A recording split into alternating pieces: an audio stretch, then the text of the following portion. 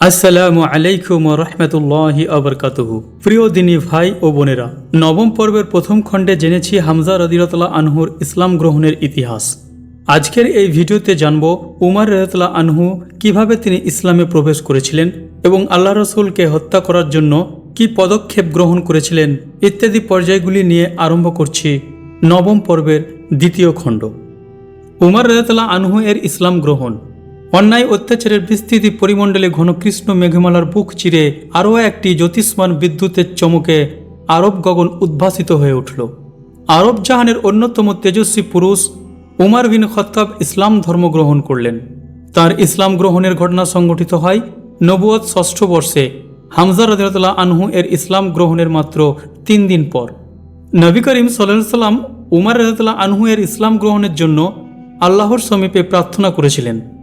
ইমাম তিরমিজি আবদুল্লাহ বিন উমর রাদিয়াল্লাহু আনহু হতে এ বিষয়টি বর্ণনা করেছেন এবং একে বিশুদ্ধ হিসাবে সাব্যস্ত করেছেন। অনুরূপভাবে তাবারানী ইবনে মাসউদ রাদিয়াল্লাহু আনহু এবং আনাসের মাধ্যমে বর্ণনা করেছেন যে নবী করিম সাল্লাল্লাহু আলাইহি ওয়াসাল্লাম বলতেন, হে আল্লাহ, উমর বিন খত্তাব অথবা আবু জাহল বিন হিসাম এর মধ্যে হতে যে তোমার নিকট অধিক প্রিয় তার দ্বারা ইসলামকে শক্তিশালী করে দাও। আল্লাহ এ প্রার্থনা গ্রহণ করলেন এবং উমর মুসলিম হয়ে গেলেন। এ দুজনের মধ্যে আল্লাহর নিকট উমর রাদিয়াল্লাহু আনহু অধিক প্রিয় ছিলেন। উমর রাদিয়াল্লাহু আনহু এর ইসলাম গ্রহণ সম্পর্কিত সমস্ত বর্ণনা একত্রিত করে দৃষ্টি নিক্ষেপ করলে এটা স্পষ্ট হয়ে ওঠে যে তার অন্তরে ইসলাম ধীরে ধীরে স্থান লাভ করতে থাকে। ইসলাম গ্রহণ সম্পর্কিত বিষয়াদির সারসংক্ষেপ তুলে ধরার পূর্বে তার মেজাজ এবং আবেগ ও অনুভূতি সম্পর্কে সংক্ষেপে আলোকপাত করা সঙ্গত বলে মনে করি। উমর রাদিয়াল্লাহু আনহু তার উগ্র মেজাজ, রূঢ় প্রকৃতি এবং বীরত্বের জন্য আরব সমাজে বিশেষভাবে বিখ্যাত ছিলেন। মুসলিমগণকে বেশ কিছুকাল যাবৎ তার হাতে উৎপীড়িত ও নিগৃহীত হতে হয়েছিল, কিন্তু তা সত্ত্বেও একটি লক্ষণীয় বৈশিষ্ট্যের আভাস যেন প্রথম থেকেই তার মধ্যে পরিলক্ষিত হতো। তার হাবভাব দেখে মনে হতো যে ভাবাবেগের বিপরীতমুখী শক্তি যেন তার অন্তর্রাজ্যে পরস্পরের সঙ্গে সংঘর্ষে লিপ্ত রয়েছে। একদিকে তিনি তার পূর্বপুরুষগণের অনুসৃত রীতিনীতি ও আচার অনুষ্ঠানের প্রতি অত্যন্ত শ্রদ্ধাশীল ছিলেন এবং মদ্যপান ও আমোদ প্রমোদের প্রতি তার যথেষ্ট আসক্তি ছিল। অন্যদিকে মুসলিমদের ঈমান ও আকীদা এবং বিপদ আপদে তাদের ধৈর্য ধারণের অসাধারণ ক্ষমতা দেখে তিনি হতবাক হয়ে যেতেন এবং সপ্রশংস দৃষ্টিতে তাদের দিকে চেয়ে থাকতেন। অধিকন্তু কোনো কোনো সময় জ্ঞানী ব্যক্তিগণের মতো তার মনে তত্ত্বচিন্তার উদ্রেকও হতো। তিনি আপন খেয়ালে চিন্তা করতে থাকতেন নানা বিষয়, নানা কথা। কোনো কোনো সময় এটাও তার মনে হতো যে ইসলাম যে পথের সন্ধান দিচ্ছে, যে পথে চলার জন্য উদ্যত আহ্বান জানাচ্ছে, সম্ভবত সেটাই উত্তম ও পবিত্রতম পথ। এজন্য প্রায়শই তিনি দ্বিধাদ্বন্দ্বে ভুগতেন। কোনো কোনো সময় বিচলিত বোধ করতেন, কখনো বা নিরুৎসাহিত বোধ করতেন। উমর রাদিয়াল্লাহু আনহু এর ইসলাম গ্রহণ সম্পর্কিত বিবরণাদির সমন্বিত সারসংক্ষেপ হচ্ছে, এক রাত্রি তাকে বাড়ির বাইরে অবস্থানের মধ্য দিয়ে রাত্রি যাপন করতে হয়। তিনি হারামে আগমন করেন এবং কাবাগৃহের পর্দার অভ্যন্তরে প্রবেশ করেন। নবী করিম সাল্লাল্লাহু আলাইহি ওয়াসাল্লাম সেই সময় সলাতে লিপ্ত ছিলেন। সলাতে তিনি সূরা আল হাক্কা তেলাওয়াত করছিলেন। উমর রাদিয়াল্লাহু আনহু নীরবে গভীর মনোযোগের সঙ্গে তেলাওয়াত শ্রবণ করলেন এবং এর ঝংকার, বাক্যবিন্যাস ও সুর মাধুর্যে মুগ্ধ, চমৎকৃত ও হতবাক হয়ে গেলেন। উমরের বর্ণনা সূত্রে এটা বলা হয়েছে যে তিনি বলেছেন, আমি মনে মনে করলাম, আল্লাহর কসম, কুরাইশরা যেমনটি বলে থাকেন তিনি হচ্ছেন একজন কবি। কিন্তু এ সময় নবী করিম সাল্লাল্লাহু আলাইহি ওয়াসাল্লাম এ আয়াত পাঠ করেন যে অবশ্যই এ কোরআন এক মহাসম্মানিত রসুল জিবরাইল আলাইহিস সালামের বহন করে আনা বাণী, তা কোনো কবির কথা নয়। কবির কথা তো তোমরা বিশ্বাস করো না। আল হাক্কা 69 আয়াত 40-41। উমর রাদিয়াল্লাহু আনহু বললেন, আমি মনে মনে বললাম, আর এ তো হচ্ছে আমারই মনের কথা। সে কি করে তা জানলো? নিশ্চয় মুহাম্মদ সাল্লাল্লাহু আলাইহি ওয়াসাল্লাম হচ্ছেন একজন মন্ত্রতন্ত্রধারী গণৎকার। আমার মনে এ ভাবের উদয় হওয়ার পরপরই মুহাম্মদ সাল্লাল্লাহু আলাইহি ওয়াসাল্লাম তেলাওয়াত করলেন, এটা কোনো গণকের কথাও নয়। গণকের কথাই তো তোমরা নসিহাত লাভ করো না, এটা বিশ্বজগতের প্রতিপালকের নিকট থেকে অবতীর্ণ। আল হাক্কা 69 আয়াত 42-43। রাসূলুল্লাহ সাল্লাল্লাহু আলাইহি ওয়াসাল্লাম সলাতে সূরার শেষ পর্যন্ত তেলাওয়াত করলেন এবং উমর রাদিয়াল্লাহু আনহু তা শ্রবণ করলেন। এ প্রসঙ্গে উমর রাদিয়াল্লাহু আনহু বলেছেন যে সেই সময় ইসলাম আমার অন্তর্রাজ্যে স্থান অধিকার করে বসল। প্রকৃতপক্ষে উমর রাদিয়াল্লাহু আনহু এর অন্তর্রাজ্যে এটাই ছিল ইসলামের বীজ বপনের প্রথম সময়। কিন্তু তখনও তার চেতনায় অজ্ঞতাপ্রসূত আবেগ, আত্মপক্ষ সমর্থনের প্রতি প্রবল আকর্ষণ এবং পূর্বপুরুষগণের ধর্মীয় অনুভূতি ও বিশ্বাসের ঐতিহ্যগত প্রভাব জগদ্দল প্রস্তরের মতো তার মন মস্তিষ্ককে এতই প্রভাবিত করে রেখেছিল যে ইসলামের প্রাথমিক অনুভূতির কার্যকারিতা তেমন একটা ছিল না বললেই চলে। কাজেই বাপদাদার আমল থেকে চলে আসা সংস্কারকে জিইয়ে রাখার ব্যাপারেই তার আগ্রহ ছিল ঐকান্তিক। তিনি ছিলেন অত্যন্ত কঠোর প্রকৃতির লোক। তার স্বভাবগত কঠোরতার কারণেই তিনি ছিলেন রাসূলুল্লাহ সাল্লাল্লাহু আলাইহি ওয়াসাল্লাম এবং মুসলিমদের অন্যতম বিপজ্জনক শত্রু। তিনি এতই বিপজ্জনক ছিলেন যে রাসূলুল্লাহ সাল্লাল্লাহু আলাইহি ওয়াসাল্লামকে হত্যা করার উদ্দেশ্যে এক দিবসে তিনি উলঙ্গ তরবারি হাতে বহির্গত হন। রুদ্র মেজাজে তার পথ চলার এক পর্যায়ে আকস্মিকভাবে নঈম বিন আবদুল্লাহ নাহম আদভি কিংবা বনু জুরহা কিংবা বনু মাখজুমের কোনো এক ব্যক্তির সঙ্গে তার সাক্ষাৎ হয়। তার ভ্রুযুগল কুঞ্চিত অবস্থায় দেখে সেই ব্যক্তি জিজ্ঞেস করল, হে উমার, কি উদ্দেশ্যে কোথায় চলেছ? তিনি বললেন, মুহাম্মদ সাল্লাল্লাহু আলাইহি ওয়াসাল্লামকে হত্যা করার উদ্দেশ্যে চলেছি। লোকটি বলল, মুহাম্মদ সাল্লাল্লাহু আলাইহি ওয়াসাল্লামকে হত্যা করে বনু হাসিম ও বনু জুহারা থেকে কিভাবে রক্ষা পাবে? উমর রাদিয়াল্লাহু আনহু বললেন, মনে হচ্ছে তোমরাও পূর্বপুরুষগণের ধর্ম পরিত্যাগ করে বেদিন হয়ে গেছ। লোকটি বলল, উমার, একটি আজব কথা তোমাকে শোনাবো নাকি? তোমার বোন ও ভগ্নিপতিও তোমাদের ধর্ম পরিত্যাগ করে বেদিন হয়ে গিয়েছে। একথা শুনে উমার প্রজ্বলিত অগ্নিকুণ্ডে ঘৃতাহুতি দেওয়ার মতো ক্রোধাগ্নিতে দপ করে জ্বলে উঠলেন এবং সোজা ভগ্নিপতির গৃহাভিমুখে যাত্রা করলেন। সেখানে খাব্বাব বিন আরত্তা একটি সহিফার সাহায্যে সূরা তহার অংশবিশেষ স্বামী স্ত্রীকে তালিম দিচ্ছিলেন। খাব্বাব তাদের তালিম দেওয়ার জন্য নিয়মিত সেখানে যাতায়াত করতেন। খাব্বাব রাদিয়াল্লাহু আনহু যখন উমর রাদিয়াল্লাহু আনহুর সেখানে গমনের শব্দ শ্রবণ করলেন, তখন তিনি ঘরের মধ্যে গিয়ে আত্মগোপন করলেন এবং উমরের বোন ফাতিমা সহিফাখানা লুকিয়ে রাখলেন। কিন্তু উমর বাড়ির কাছাকাছি গিয়ে খাব্বারের কণ্ঠস্বর শুনতে পেয়েছিলেন। তাই তিনি জিজ্ঞেস করলেন, কার কণ্ঠে মৃদু মৃদু আওয়াজ শুনতে পাচ্ছিলাম যেন? তার বোন উত্তর করলেন, না তেমন কিছুই না, আমরাই পরস্পর কথাবার্তা বলছিলাম। উমর রাদিয়াল্লাহু আনহু বললেন, সম্ভবত তোমরা উভয় বেদিন হয়ে গেছ।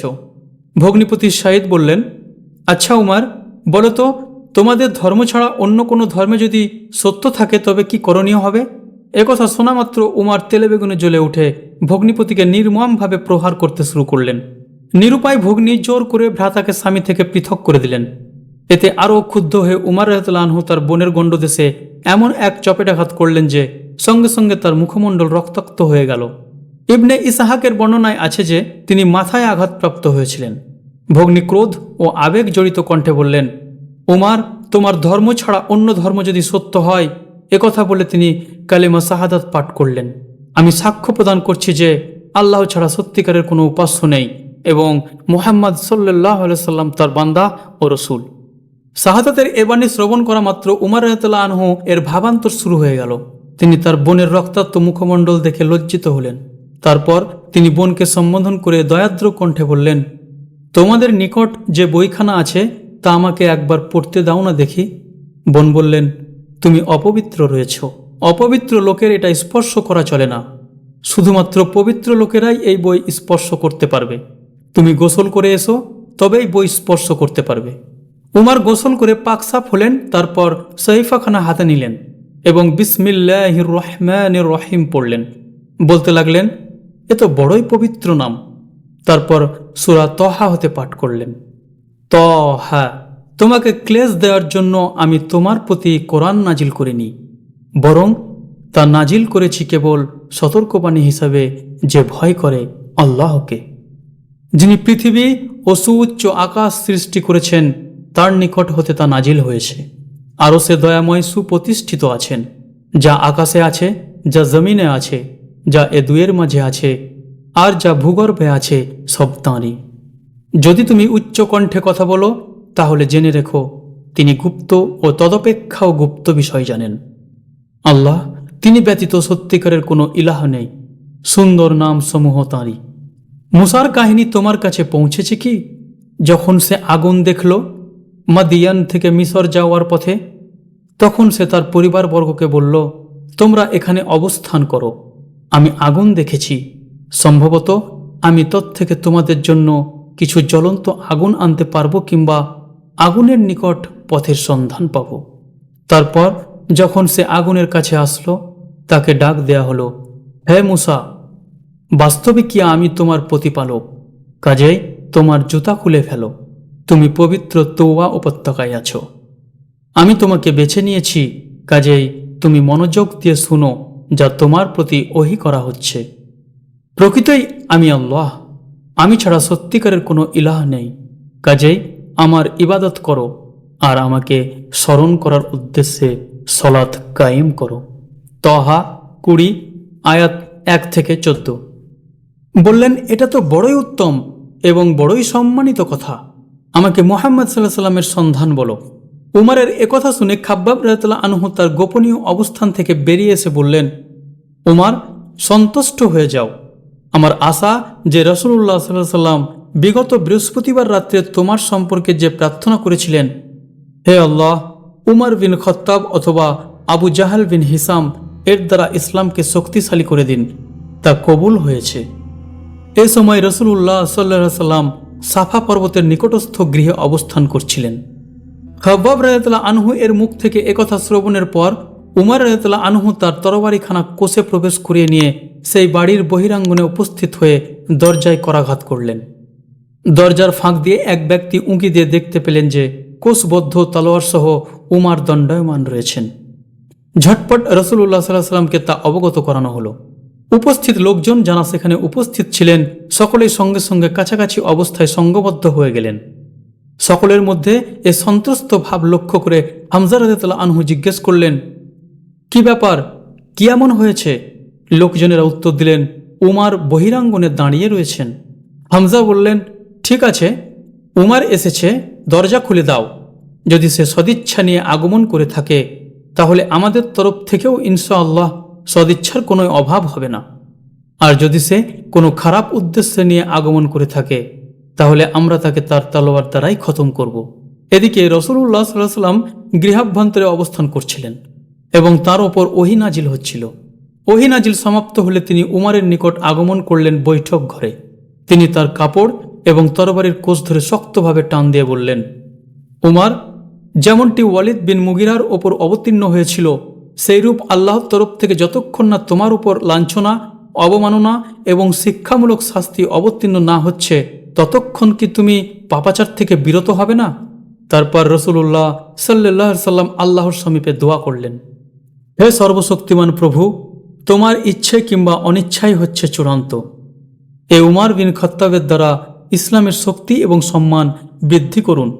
নবী করিম সাল্লাল্লাহু আলাইহি সাল্লামের প্রার্থনা শ্রবণের পর উমর রাদিয়াল্লাহু আনহু এর অন্তরে এমন এক স্পন্দনের সৃষ্টি হতে থাকলো যে তিনি অস্থির হয়ে পড়লেন এবং পাঠ করলেন, আশহাদু আল্লা ইলাহা ইল্লাল্লাহ ওয়া আন্নাকা রাসূলুল্লাহ। আমি সাক্ষ্য প্রদান করছি যে আল্লাহ ছাড়া অন্য কোনো উপাস্য নেই এবং সত্যই আপনি আল্লাহর রসূল। উমর রাদিয়াল্লাহু আনহু এর মুখ থেকে তৌহিদের এ বাণী শ্রবণ মাত্র গৃহাভ্যন্তরস্থ লোকজনেরা এত জোরে আল্লাহু আকবার ধ্বনি উচ্চারণ করলেন যে মসজিদুল হারামে অবস্থানকারী লোকেরাও তা স্পষ্টভাবে শুনতে পেলেন। আরব মুলুকে এটা সর্বজন বিদিত বিষয় ছিল যে উমর বিন খত্তাব ছিলেন অত্যন্ত প্রতাপশালী এবং প্রভাবশালী। তিনি এতই প্রতাপশালী ছিলেন যে তার সঙ্গে প্রতিদ্বন্দ্বিতা করার মতো সাহস সেই সমাজে কারোই ছিল না। এ কারণে তার মুসলিম হয়ে যাওয়ার কথা প্রচার হওয়া মাত্র মুশরিক মহলে ক্রন্দন এবং বিলাপ সৃষ্টি হয়ে গেল এবং তারা বড়ই লাঞ্ছিত ও অপমানিত বোধ করতে থাকল। পক্ষান্তরে তার ইসলাম গ্রহণ করার ফলে মুসলিমদের শক্তি, সাহস ও মান মর্যাদা উল্লেখযোগ্য মাত্রায় বৃদ্ধি পেয়ে গেল এবং তাদের মধ্যে আনন্দের জোয়ার প্রবাহিত হতে থাকল। এতক্ষণ আপনারা শুনলেন নবম পর্বের দ্বিতীয় খণ্ড, যার শিরোনাম ছিল বড় বড় সাহাবাদের ইসলাম গ্রহণ। উমর রাদিয়াল্লাহু আনহুর তৃতীয় খণ্ড নিয়ে পরের ভিডিওতে আবারও ফিরে আসবো ইনশাআল্লাহ। প্রিয় দর্শক, উমর রাদিয়াল্লাহু আনহু এর ইসলামে প্রবেশ করা ছিল দিনকে শক্তিশালী করা। আল্লাহ তাকে শান্তিতে রাখুন, আমিন। ভিডিওটি ভালো লাগলে লাইক দিন, শেয়ার করুন এবং চ্যানেলটি সাবস্ক্রাইব করে পাশে থাকা বেল আইকন প্রেস করে সঙ্গে থাকুন। এখান থেকেই বিদায় জানিয়ে শেষ করছি। আসসালামু আলাইকুম ওয়া রাহমাতুল্লাহি ওয়া বারাকাতুহু।